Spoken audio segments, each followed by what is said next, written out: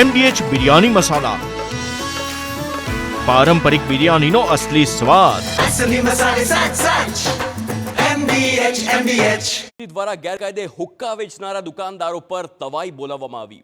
રાજ્ય સરકાર દ્વારા નવા જાહેરનામા મુજબ કાર્યવાહી શરૂ કરવામાં આવી છે। ચોક બજારના સૈયદપુરા વિસ્તારમાં આવેલ દુકાન ઉપર દરોડા પાડવામાં આવ્યા। એસઓજીના ડીસીપી અને પીઆઈ દ્વારા રેડ કરવામાં આવી અને હુક્કાનો આ જથ્થો પણ ઝડપી પાડ્યો।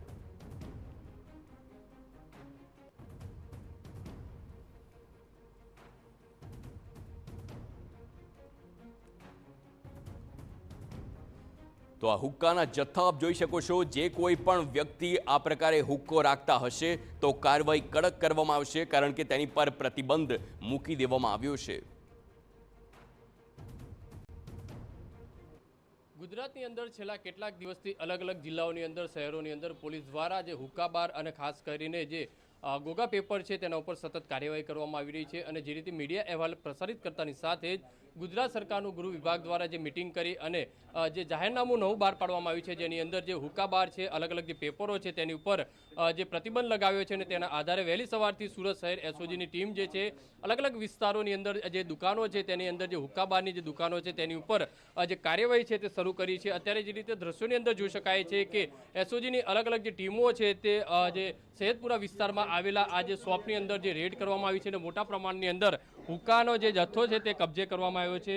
દ્રશ્યોની અંદર જોઈ શકાય છે કે નશીલા પદાર્થ છે આ હુક્કાની અંદર જે મિક્સ કરી અને તેનું જે સેવન કરવામાં આવતું હોય છે, એટલે યુવા જે ધન જે કહી શકાય છે જે રવાડે ચડ્યું છે તેને રોકવા માટે જે ગુજરાત સરકાર દ્વારા જે પ્રયત્ન કરવામાં આવી રહ્યા છે, આ તમને જે દ્રશ્યોની અંદર જે બતાવી રહ્યા છે કે આ રીતનો જે હુક્કો હોય છે, હુક્કાની અંદર અહીંયા જે રીતે છે નશીલા પદાર્થો મૂકવામાં આવતા હોય છે અને ત્યારબાદ આ પાઇપ વડે જે સેવન છે તે કરવામાં આવતું હોય છે।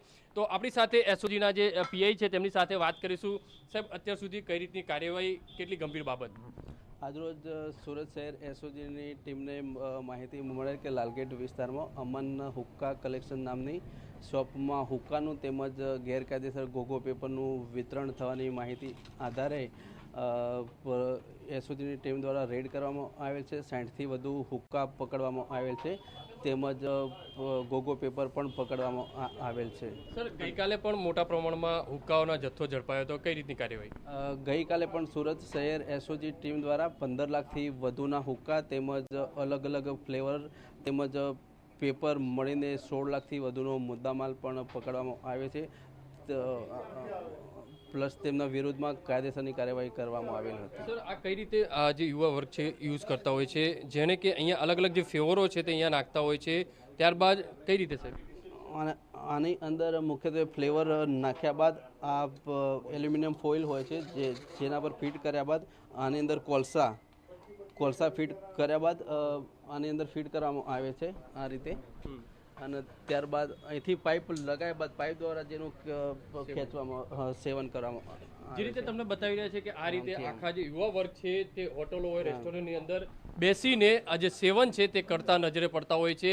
એટલે આ યુવા ધનને જો રોકવા માટેનો જે પ્રયાસ છે તે કરવામાં આવી રહ્યો છે અને એસઓજી દ્વારા સતત 2 દિવસથી જે કાર્યવાહી છે તે યથાવત રાખી છે અને આવનારા દિવસોની અંદર પણ આ જે અલગ અલગ વિસ્તારોની અંદર રેડની જે કાર્યવાહી છે તે યથાવત જોવા મળશે। કેમેરામેન સંજય ચંડેલ સાથે Baldev Suthar, TV9 Surat. MDH kitchen king masala રસોડામાં હોય તો આપણે કાંઈ પણ બનાવી શકીએ છીએ। રીંગણાનો ઓળો, બટેટા ફુલાવર, ભીંડી મસાલા અને બીજું ઘણું બધું। MDH